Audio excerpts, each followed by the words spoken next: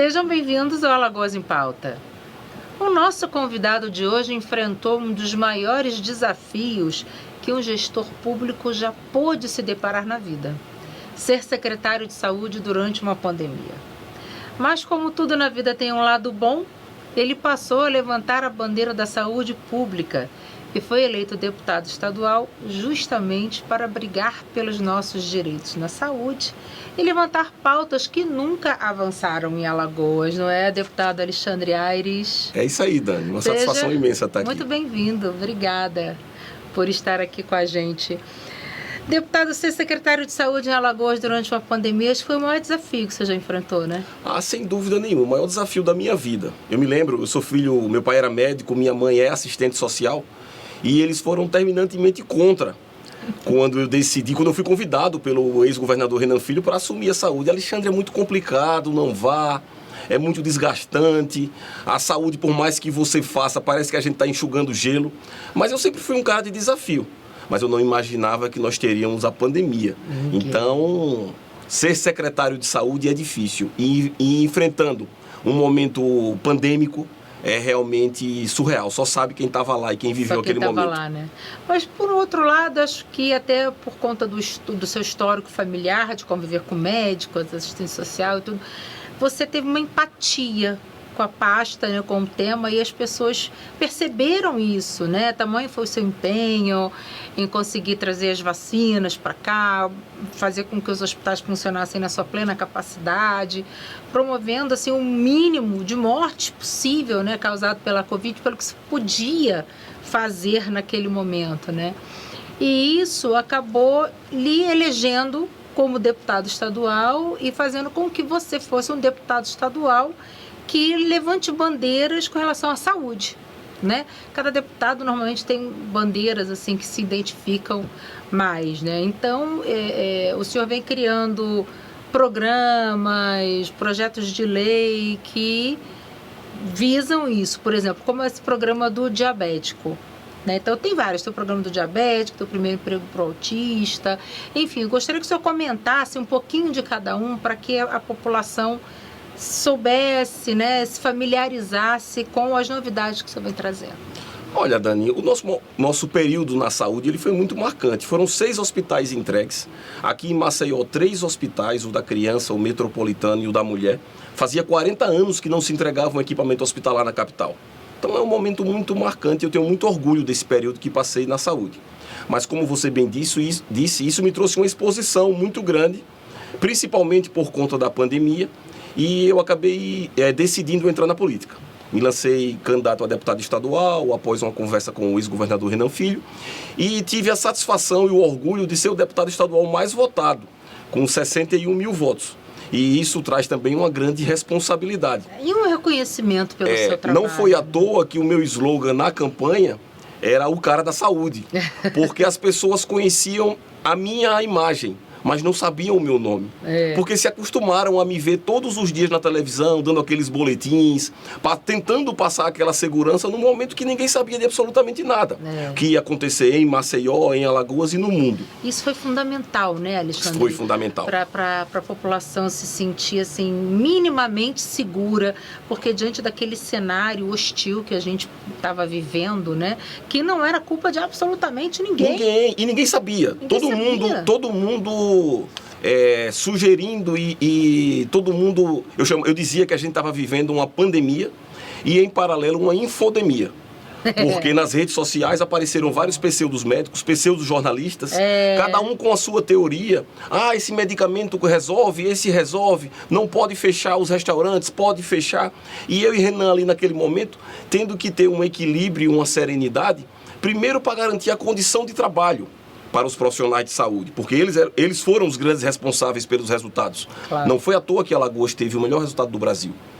E quando o governo federal tomou um destino diferente, aqui em Alagoas o governador Renan, com a ajuda do ex-secretário Jorge Santoro, o ex-secretário Fabrício, todos, de uma maneira geral, disseram: olha, Alexandre, aqui a gente tem que seguir a ciência.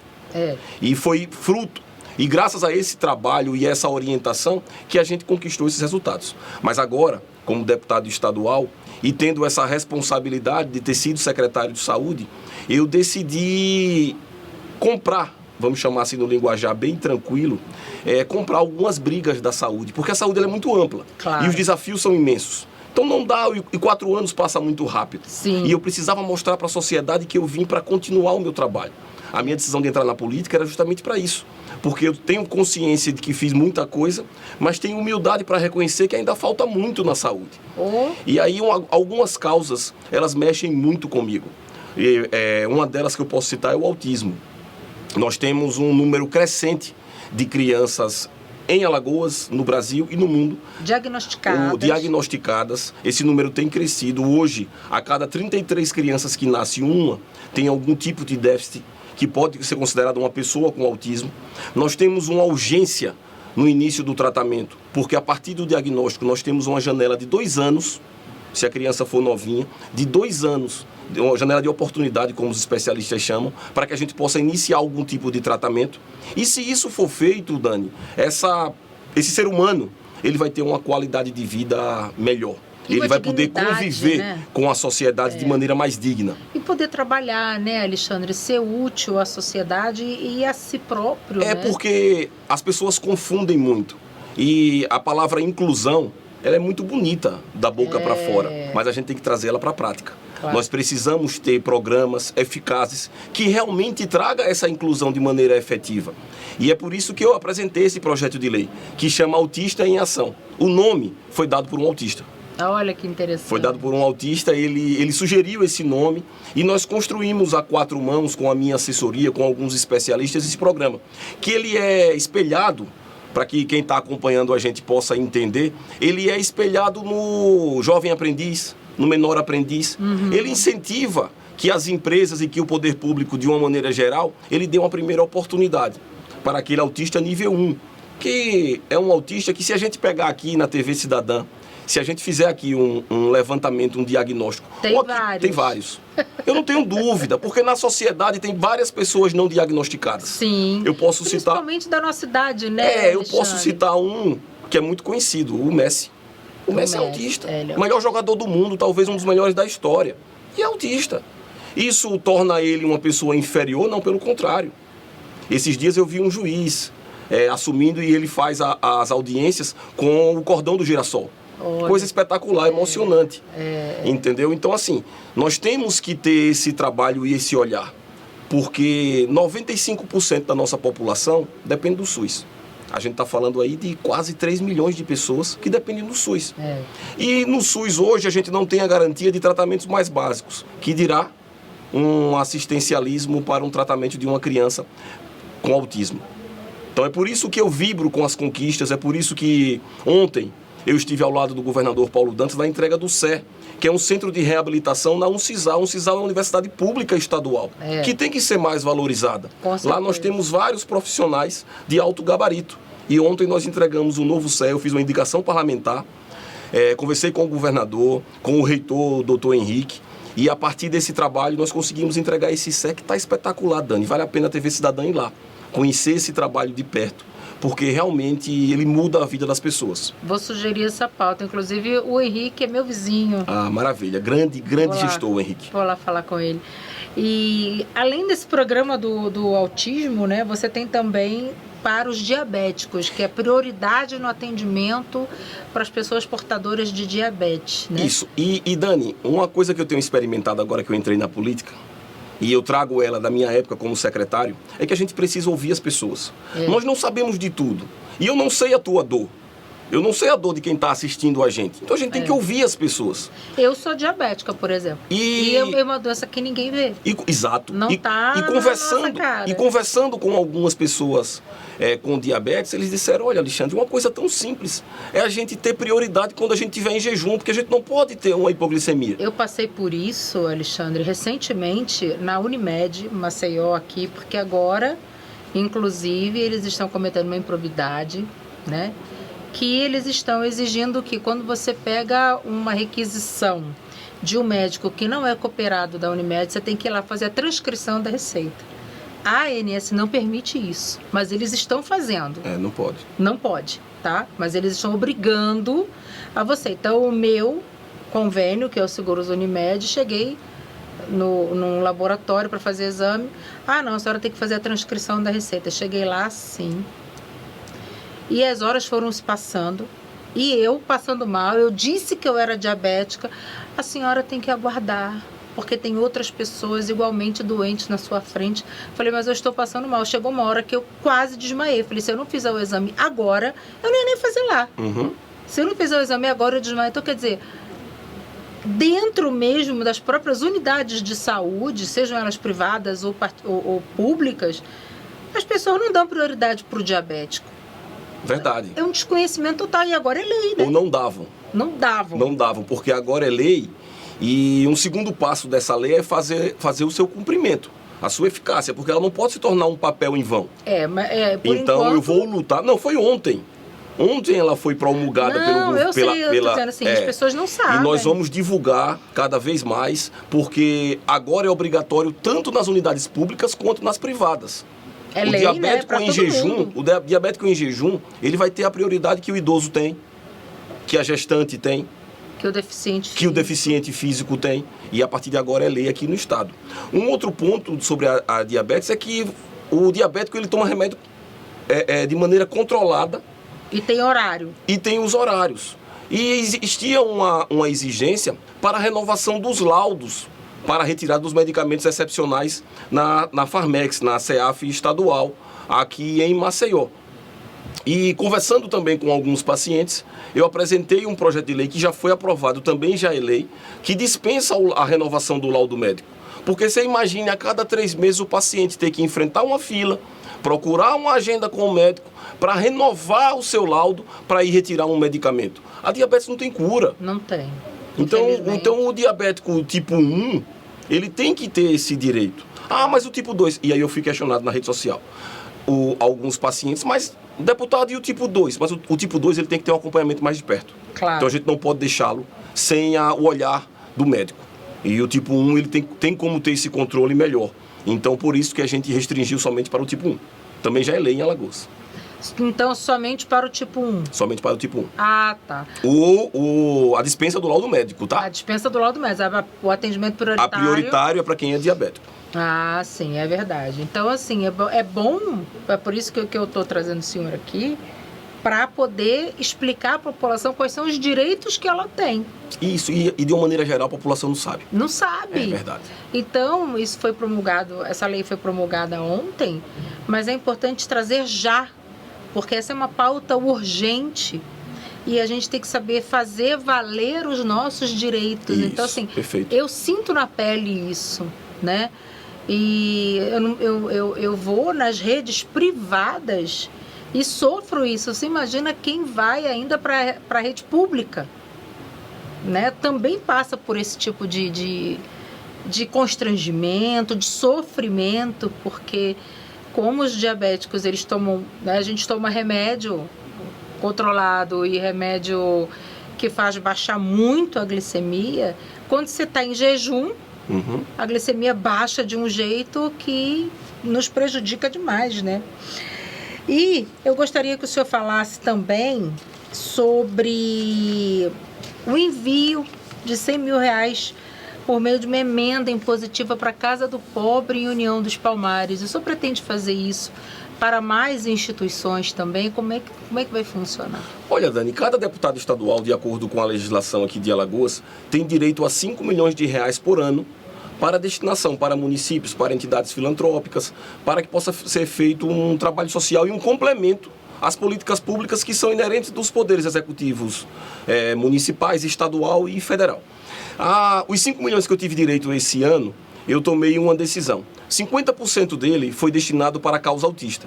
Então, as entidades filantrópicas ou municípios que me apresentaram projetos factíveis, eu destinei uma parte do meu recurso. Os outros 50%, eu procurei entidades que tenham um atendimento com pessoas idosas, com crianças em vulnerabilidade.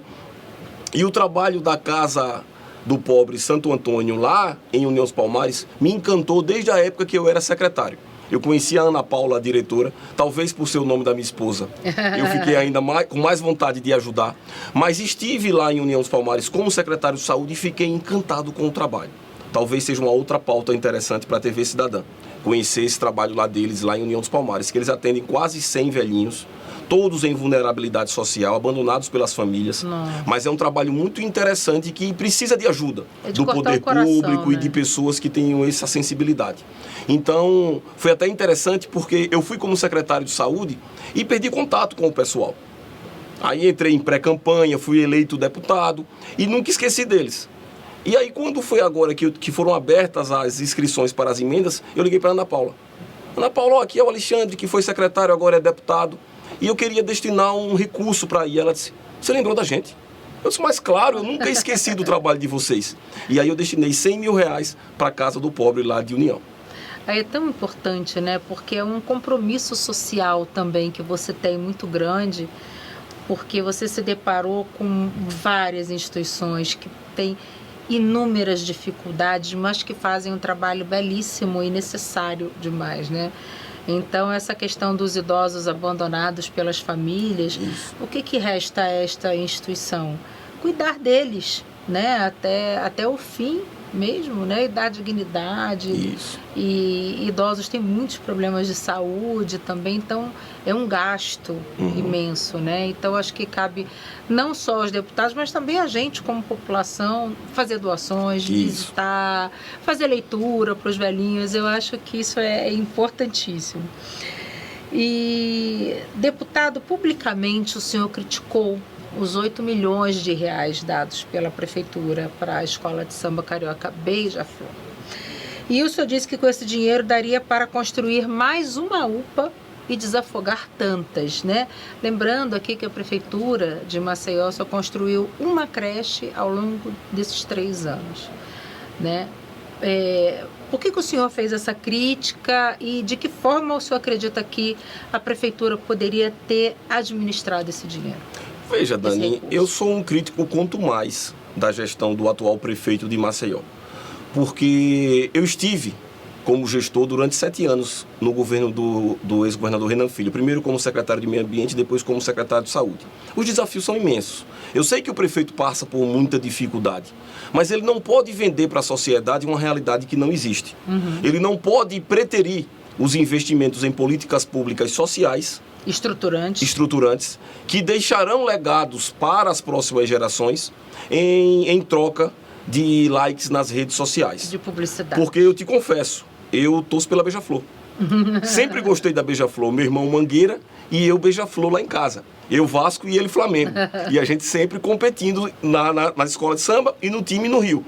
Só que, eu não falei para você antes, mas nós temos em Maceió 2.000 crianças já diagnosticadas com autismo sem tratamento. E eu questionei a Secretaria Municipal de Saúde. E a técnica olhou para mim e fez, olha, deputado, a gente não tem dinheiro. Mas como é que não tem dinheiro para tratar a criança autista e tem dinheiro para patrocinar a Beija-Flor no Rio de Janeiro? Pois é. É isso que Alexandre, todo mundo tentando entender, aí, né? Os emocionados, porque eu chamo os militantes digitais do prefeito de emocionados. Os emocionados fazem assim, mas vai trazer muito dinheiro no turismo. O turismo em Alagoas, em Maceió, não precisa desse tipo de incentivo. Não. O turismo, ele é a mola propulsora do nosso crescimento, eu não tenho dúvida. Dependemos anos e anos, décadas e décadas em Alagoas, da monocultura da cana-de-açúcar, com belezas naturais dadas por Deus, que deveriam ser melhor exploradas para que a gente possa ter uma melhor arrecadação aqui em Alagoas e, consequentemente, recursos para investir em política pública. Isso é uma cadeia. Claro. Eu não tenho dúvida disso. Agora, a gente não precisa escolher patrocínios midiáticos em detrimento à construção de uma creche ou de uma UPA. Os shows também que são feitos no final do ano, em janeiro, no São João, são milhões e milhões de reais gastos. E quando você precisa de um tratamento para uma criança autista, não tem, né? O governo do estado, o governo anterior e o atual, já construiu 3 creches em Maceió e disponibilizou para a prefeitura. O prefeito não quis assumir a creche e o governo foi e abriu a primeira lá na Grota do Cigano, já está funcionando. Vai abrir mais 2 agora no Bento Bentes. Primeiro governo de estado do Brasil a administrar a creche. É uma coisa surreal. Ninguém acredita quando a gente fala isso com os deputados de outros estados. Verdade. Mas eu te digo esse exemplo para chamar a atenção o seguinte. O brilhante e dedicado deputado federal Rafael Brito, esses dias postou na rede social que a prefeitura ela apresentou um novo programa de construção de creches e usou como imagem na rede social a creche do governo do estado. Meu Deus. Que eles não querem administrar. Então veja o quanto a população de Maceió está sendo enganada. Então o que você vê na rede social não é a realidade da Vila Brejal. Não é a realidade do Vergel. A praia de Maceió, a orla de Maceió, a Ponta Verde, está muito bonita, mas ela sempre foi muito bonita. É. E não foi o prefeito JHC que fez a praia. Não foi ele que fez o mar. Foi Deus. Agora, o que a gente precisa é ter essa consciência e essa responsabilidade. Só para finalizar esse capítulo, Dani, eu não considero o JHC uma má pessoa. Eu considero ele imaturo. Mas ele não tem ainda... do CPF dele. Exato. Não, mas é só para os emocionados. Ele não tem maturidade política para estar onde ele está. Talvez se ele tivesse continuado como deputado federal. Pouca gente sabe, pouca gente lembra. Ele foi deputado federal já. Mas a gente não lembra porque ele não fez absolutamente nada em Brasília. Ele vivia lá dizendo que estava conversando com o Mark Zuckerberg do Facebook e tal, mas não trouxe nenhum tipo de benefício para Alagoas. Veja a comparação, desculpa, Dani, veja a comparação com o Rafael Brito. O Rafael está em Brasília há 1 ano e 3 meses como deputado federal. Ele criou o Escola 10 aqui em Alagoas, que remunera os alunos do ensino médio e faz com que a gente diminua a evasão escolar, trazendo mais dignidade e condição realmente para esses jovens terem um melhor futuro. E o presidente Lula se encantou com o projeto. O Rafael apresentou ao presidente esse projeto, ao Camilo Santana, ministro da Educação, e o projeto virou o pé de meia, atendendo a crianças no Brasil como um todo. Veja a diferença. 1 ano e 3 meses como deputado federal e já deixou um legado para a sociedade. Essa é a obrigação da gente enquanto político. Porque nós somos instrumentos para mudar a vida das pessoas. Então, o que eu queria era menos rede social e mais política pública séria para a população de Maceió e de Alagoas. Pois é muito importante essa ressalva, porque a gente está comentando aqui, a gente está conversando sobre a pessoa jurídica. Quem essa pessoa é na gestão pública. Sobre o gestor público, não estamos falando da pessoa física. Exato. E essa separação ela é muito importante. É muito importante. Então aqui eu estou conversando com o deputado Alexandre Aires. A gente não está conversando, eu não estou conversando com meu amigo Alexandre Aires, né? E nem com o pai, e nem com o homem. Estou conversando com um deputado que é um gestor público que vem aqui falar sobre o seu trabalho. A mesma coisa o prefeito. Então eu acho importante a gente falar aqui que as críticas, elas são construtivas, elas precisam ser feitas para poder gerar oportunidades de melhoria. E eu procuro ser muito justo, sabe, Dani? Eu acho, é meu dever como imprensa eu também. acho fantástico essa exploração do turismo a partir dessas áreas instagramáveis. Eu sou fã daquela cadeira, nunca subi nela. Mas eu acho ela muito bacana, eu passo por lá, tá lotado. Deu muito certo, aquela né? capelinha ali do Jaraguá é linda no pôr do sol. Certo. Acho fantástico, mas é muito pouco. Claro. É muito pouco para o que Maceió precisa. E existem prioridades. Exatamente. Né? Então, assim, isso precisa ser feito, é bom, é bacana, mas existem outras pautas prioritárias que merecem a nossa atenção, né, propriamente dita. Aí o senhor falou das creches, né? E eu queria saber quais são os seus projetos futuros, né? Então, o senhor acabou de promulgar a lei do diabético, tem esse programa Primeiro Emprego do Autista. Quais seriam os seus próximos projetos, os projetos futuros? Olha, Dani, uma pauta, como eu te disse aqui agora há pouco, eu decidi focar em algumas temáticas. Dentro do amplo espaço que é a saúde pública de uma maneira geral. E aí eu falei para você sobre o autismo, sobre o diabético, e eu tenho 2 outras pautas que eu considero muito importantes, que são os pacientes renais. Pouca gente sabe, mas o sofrimento de um paciente renal que precisa se deslocar da sua cidade 3 vezes por semana para um centro de hemodiálise e tem que vir acompanhado de um familiar ou de um amigo para fazer um tratamento durante todo o dia e voltar para sua casa é muito doloroso. Então eu apresentei uma indicação parlamentar na Assembleia, o governador Paulo Dantas adorou a ideia. Como nós construímos 3 hospitais no interior, um em Delmiro Gouveia, um em União dos Palmares e um em Portugal, e o governador Paulo Dantas vai entregar agora um em Palmeira dos Índios, a nossa ideia é que esses hospitais sejam dotados de estrutura para que a gente possa instalar centros de hemodiálise, diminuindo a distância porque Alagoas não é um estado grande, para que a gente possa facilitar esse acesso do paciente renal a esses tratamentos de hemodiálise. Essa é uma pauta que eu não vou abrir mão e vou estar sempre em cima para que a gente possa conquistar esse objetivo. Uma outra pauta que muito me preocupa é a questão da oncologia. Eu fiz uma manifestação na Assembleia esses dias, mostrando a minha preocupação com a segunda macro-região de saúde, que é Arapiraca, Agreste e Sertão. Lá nós tínhamos 2 portas de atendimento oncológico, o antigo Hospital Afra Barbosa, que fechou, e o Hospital Chama, os 2 privados. O Afra já fechou e o Chama está para fechar numa briga familiar muito séria. E isso tem prejudicado muito o tratamento e o acesso dos pacientes oncológicos na segunda macro-região de saúde. A gente está falando aí de mais ou menos 1,5 milhão de pessoas naquela região, que estão sendo espremidos, o linguajar é esse, estão sendo espremidos na rede de Maceió, que já não comporta o atendimento de quem é aqui dessa região. Então eu tenho me debruçado sobre esse tema e vou cobrar de maneira mais veemente para que a gente possa qualificar esse atendimento. E se o Chama não for mais continuar sendo uma porta oncológica, que a gente pleiteie junto ao Ministério da Saúde a sua desabilitação e habilite outra porta para que o paciente oncológico não seja prejudicado. Isso é fundamental, né? Porque são 2 pautas importantíssimas e é muito doloroso, né? Para quem sente o paciente renal. É muito desgastante, muito doloroso. E o oncológico também. Eu vi que o senhor também tem um projeto para as crianças portadoras de câncer infantil, né? E gostaria que o senhor falasse um pouquinho sobre ele também, que a gente já está estourando o nosso tempo aqui. É porque eu falo muito. Nós 2 falamos. Mas eu acho que é importante fazer esse registro. Eu criei Como eu vim da Secretaria de Saúde, me facilita pensar nos projetos, porque eu consigo de fora agora lembrar e identificar junto com a minha equipe os vazios assistenciais que existem em Alagoas e que a gente não conseguiu preencher. Um deles é o atendimento oncológico pediátrico. Falta porta aqui em Alagoas e falta principalmente linha de cuidado.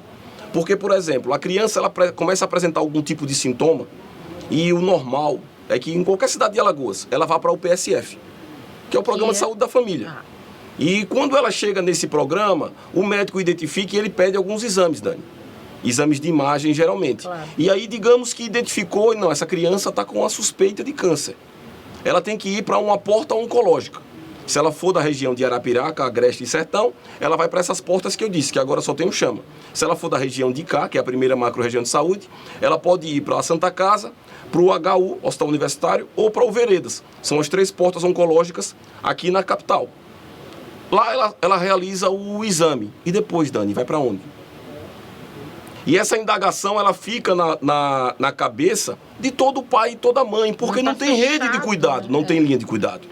Então, essa política estadual de atendimento oncológico pediátrico foi criada por nós, está sendo promulgada nos próximos dias, e a minha ideia é fazer uma audiência pública para divulgar para a população, para que o cidadão de qualquer parte de Alagoas, ele tenha a segurança de que, se infelizmente o filho dele apresentar algum tipo de sintoma, ele sabe o que fazer. Porque a grande dificuldade da população não é ter porta, é saber que porta bater. E a gente tem que ter essa transparência, porque é nosso dever enquanto político. Com certeza. Deputado, gostaria de agradecer demais a sua presença aqui e lhe parabenizar pelo trabalho, né, que é muito bem feito desde a sua época, né, à frente da Secretaria de Saúde de Alagoas, e lhe encorajar a continuar nessa luta, nessa vida, levantando essas pautas de saúde que são tão importantes num estado tão carente ainda de políticas públicas estruturantes, né? Verdade. A vida do alagoano já melhorou, mas ela precisa melhorar mais. A caminhada é longa ainda. É longa, então a gente conta com o trabalho de parlamentares, de gestores públicos, como o senhor, para que a nossa qualidade de vida aqui em Alagoas só aumente cuidando do nosso povo. Muito obrigada e parabéns. Eu que agradeço o espaço, Dani, e espero voltar trazendo mais novidades para a população alagoana. Volte sempre aqui, o espaço é seu, a gente sempre dá oportunidade para as pessoas virem falar, principalmente quando o assunto é saúde, né? Que falar sobre saúde nunca é demais. E muito obrigada a você, espero que tenha gostado do nosso bate-papo aqui e te espero na semana que vem. Até lá.